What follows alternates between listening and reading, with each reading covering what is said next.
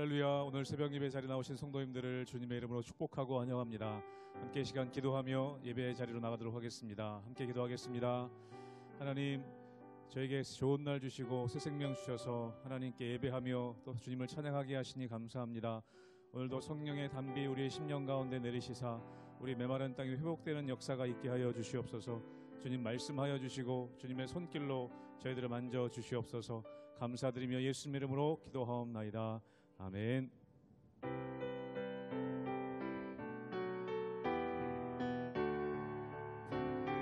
빈들의 마른 풀같이 빈들의 마른 풀같이 시드는 나의 영혼 주님이 약속한 성령 간절히 기다리네 밤으로 메마른 땅에 단비를 내리시듯 성령의 단비를 부어 새 생명 주옵소. 반가운 빗소리 들려 반가운 빗소리 들려 산천이 춤을 추네 봄비로 내리는 성령 내게도 주옵소서. 감으로 메마른 땅에 단비를 내리시듯 성령의 단비를 부어 새 생명 주옵소. 철 따라 우러를 내려 철 따라 우러를 내려 조목이 무성하니 갈급한 내 심령 위에 성령을 부소. 감으로 메마른 땅에 감으로 메마른 땅에 단비를 내리시듯 성령의 단비를 부어 새 생명 주옵소. 참되신 사랑의 언약 참되신 사랑의 언약 어길 수 있사오랴. 오늘의 흡족한 은혜 주실 줄 믿습니다. 감으로 메마른 땅에 단비를 내리시듯 성령의 단비를 부어 새 생명. 1절 한 번 더 고백하겠습니다. 빈들의 마른 풀 빈들의 마른 풀같이 시들은 나의 영. 주님이 약속한 성령 주님이 약속한 성령 간절히 기다리. 감으로 메마른 땅에 감으로 메마른 땅에 단비를 내리시듯 성령의 단비를 부어 새 생명 주옵소. 감으로 메마른 땅에 감으로 메마른 땅에 단비를 내리시듯 성령의 단비를 부어 새 생명 주옵소서.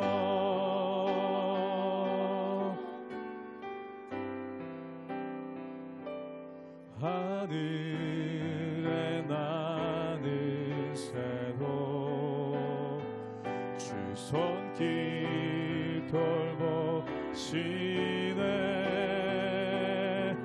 온 땅에 충만한 주 사랑으로 내 마음을 덮으소서. 주 나를 부르셨네 주의 영광 위에 모든 사람 이끄소서. 주의 영광으로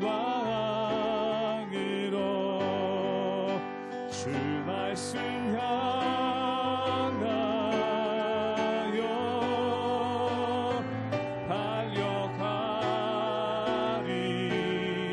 달려가리라.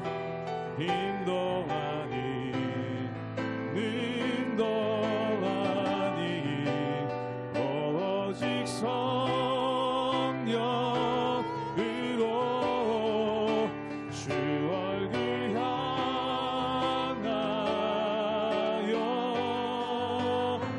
달려가리라. 오 주의 영광 안에 살게 하소서. 하늘에 나는 새도 하늘에 나는 새도 주 손길 돌보시네. 온 땅에 충만한 주 사랑으로 내 마음을 덮으소서. 주 나를 부르셨네. 주 나를 부르셨네. 주의 영광 위에 주의 영광 위에 모든 사람 이끄소서. 주의 영광으로 주 말씀 향하여 달려가리라. 힘도 아닌 능도 아닌 오직 성령으로 주 얼굴 향하여 달려가리라. 오 주의 영광 안에 살게 하소서.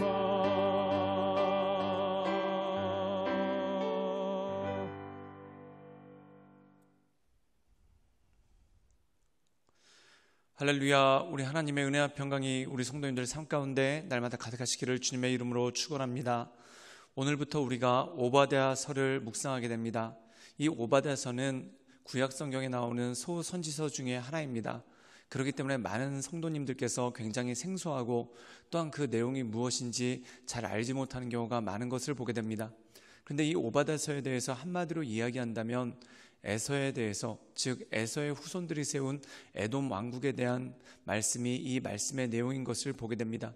그리고 이 에돔 왕국이 하나님의 심판을 받을 것이다 라는 그러한 말씀이 이 말씀의 주가 되죠. 그렇다면 그 이유가 무엇이겠습니까?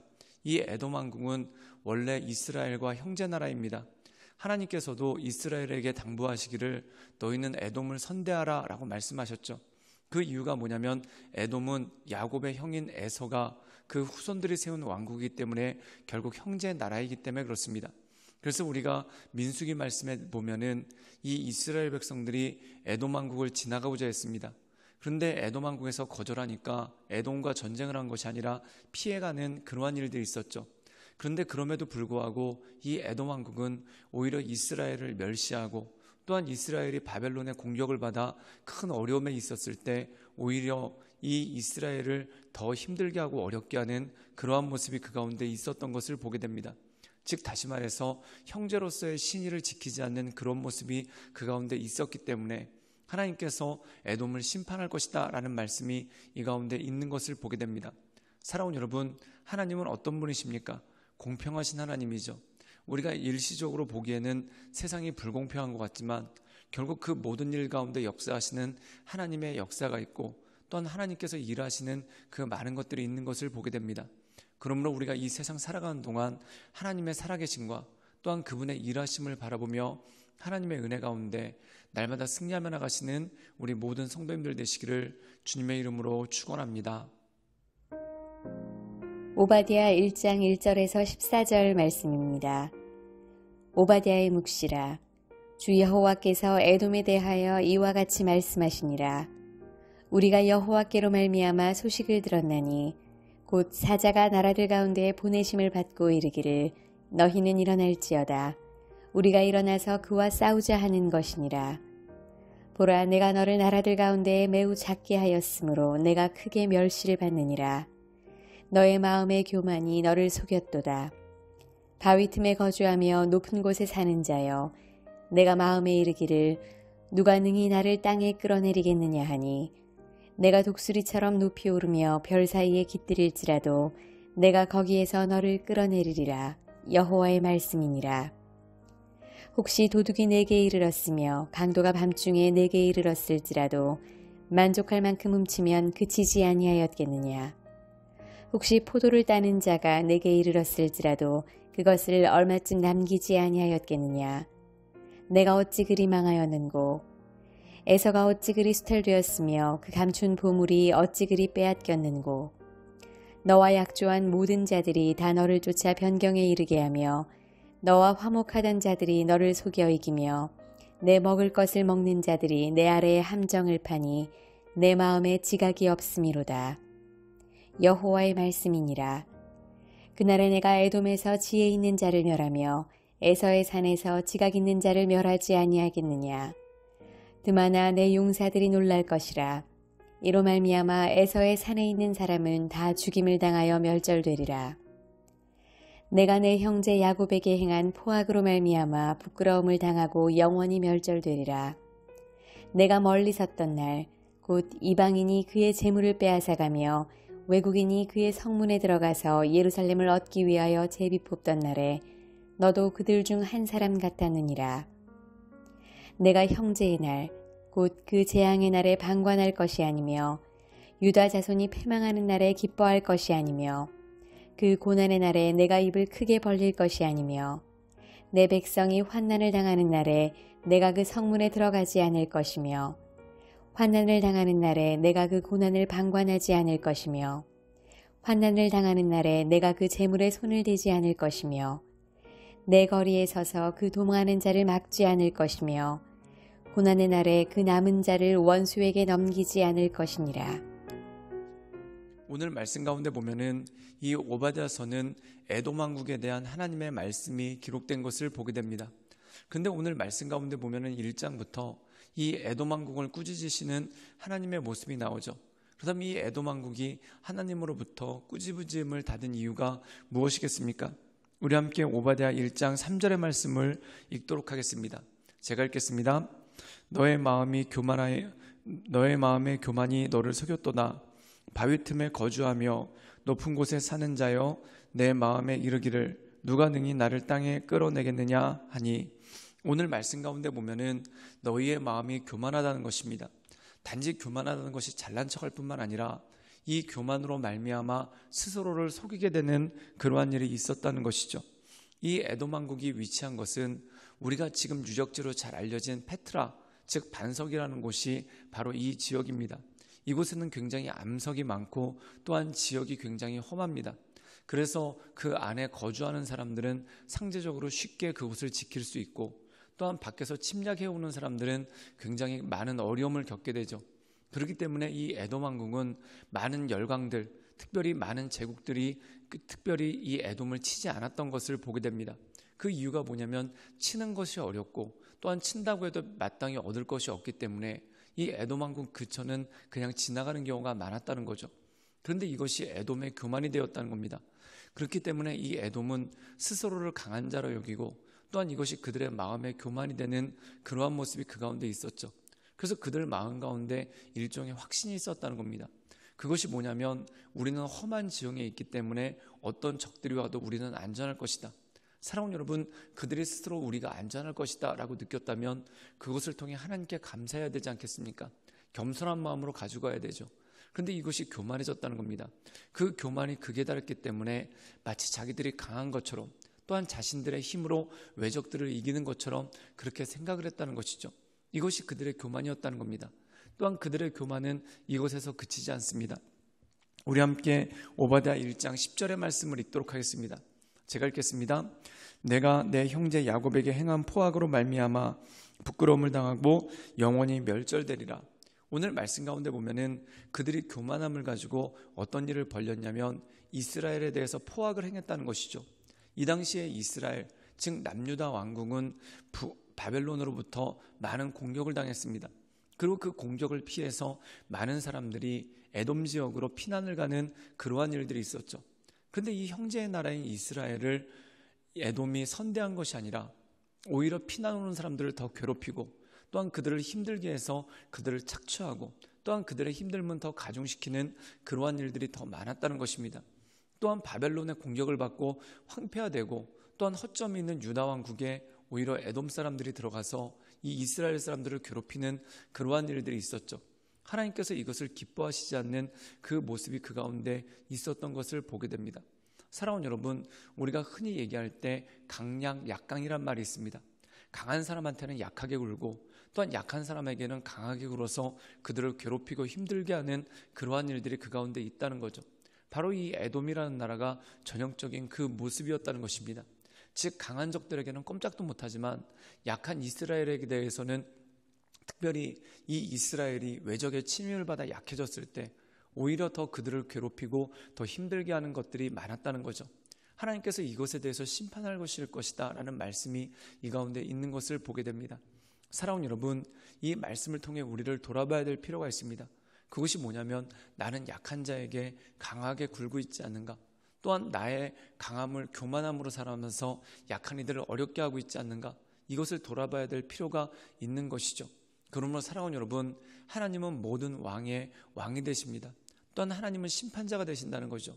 그러므로 우리가 이 하나님을 경외하는 마음으로 우리보다 약한 이들이 있다면 그들을 돌보고, 하나님께서 기뻐하시는 온전한 신앙의 모습을 이어가시는 우리 모든 성도님들 되시기를 주님의 이름으로 축원합니다. 함께 기도하겠습니다. 사랑이 많으신 하나님, 우리가 이 세상 살아갈 때 하나님 약한 이들을 볼 때 하나님 그들을 돌볼 수 있도록 힘주시고 능력 허락하여 주시옵소서.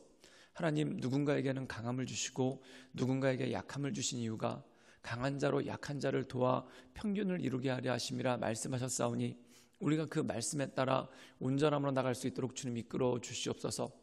또한 우리가 약함으로 말미암아 어떤 괴로움을 겪을 때 그 모든 일들을 갚으시는 하나님의 뜻을 바라보며 하나님의 인도하신 가운데 늘 온전함으로 나갈 수 있도록 주님 도와주시고 주님 역사하여 주시옵소서.